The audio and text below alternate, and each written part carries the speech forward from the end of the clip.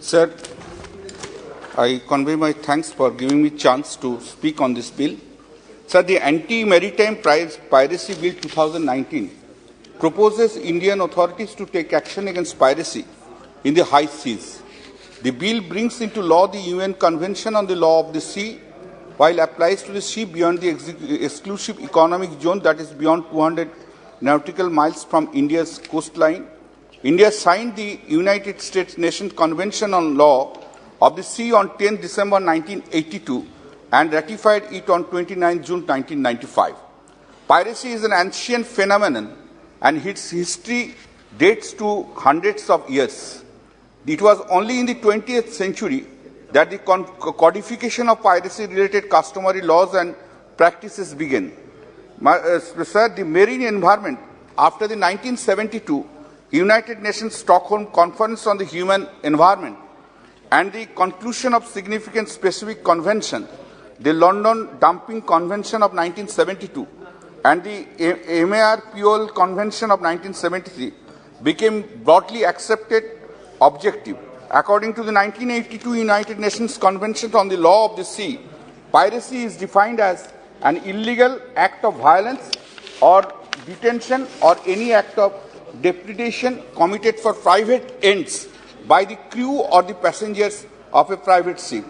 Sir, in accordance with the UN CLOS, the bill defines piracy as an illegal act of violence, detention or destruction committed against a ship, aircraft, person or property for private purposes by the crew or the passengers of private ship or aircraft. Sir, piracy there are different characteristics of piracies are there. I am not going there.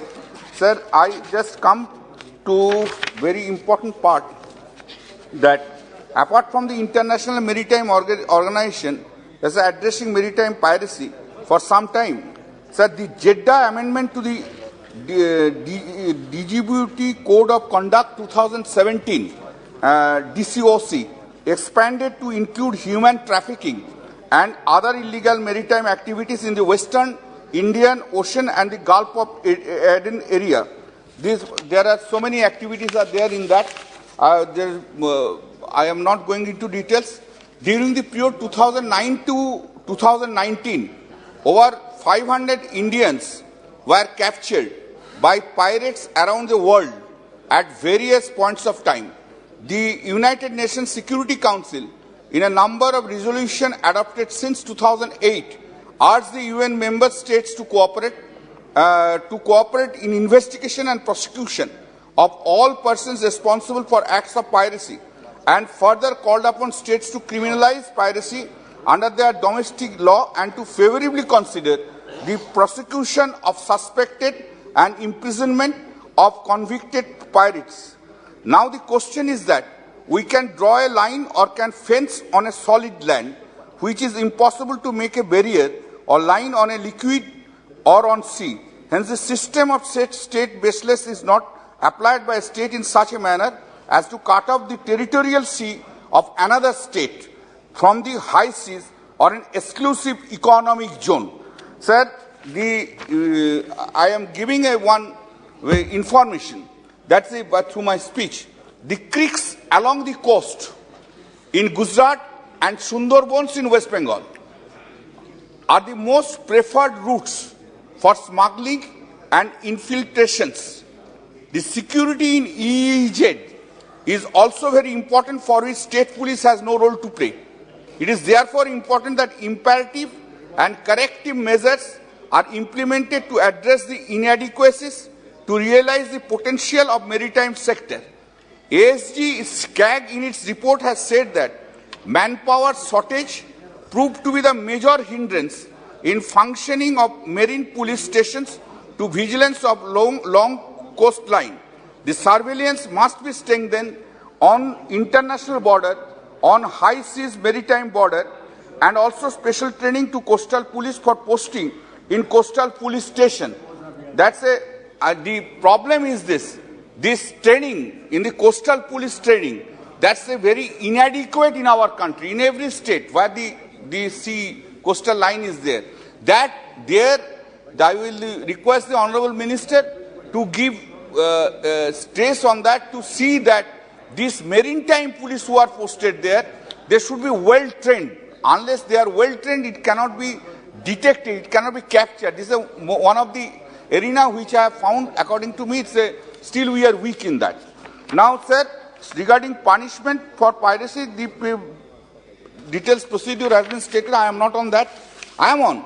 See, the Supreme Court of India has also ruled that awarding a mandatory death penalty for an offence violates the Article 14 and 21 of the Indian Constitution. And hence it is arbitrary and unfair in nature.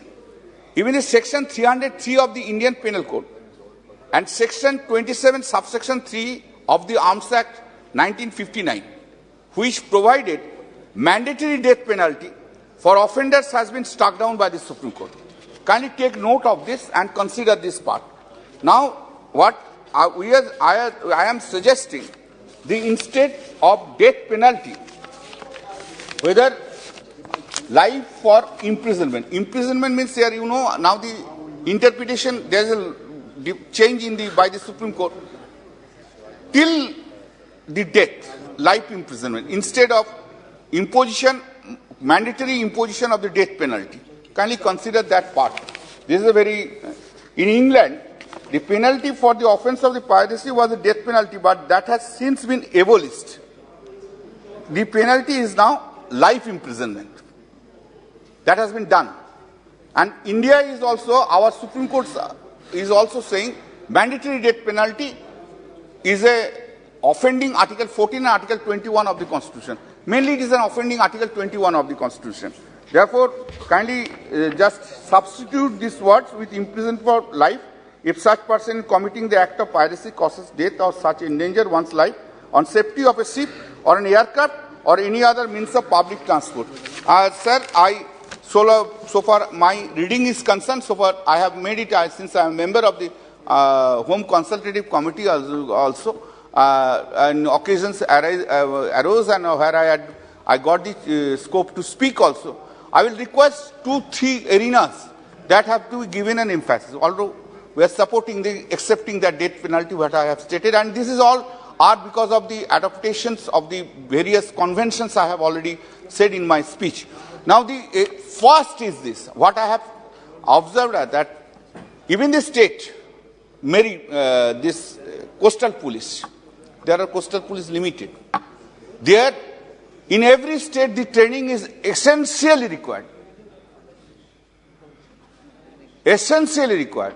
Do not compare them with the just local police, other police.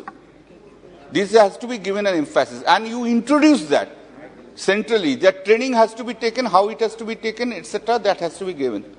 Secondly, in the border area, where the state arena is over 8, possibly 8 NM, after the 8 NM, immediately the in a national level, either your border security or whatever it may be, that you have to take care about that, because immediately after 8, the national level police, whoever is in charge, they have to take the responsibility of that. This is the arena.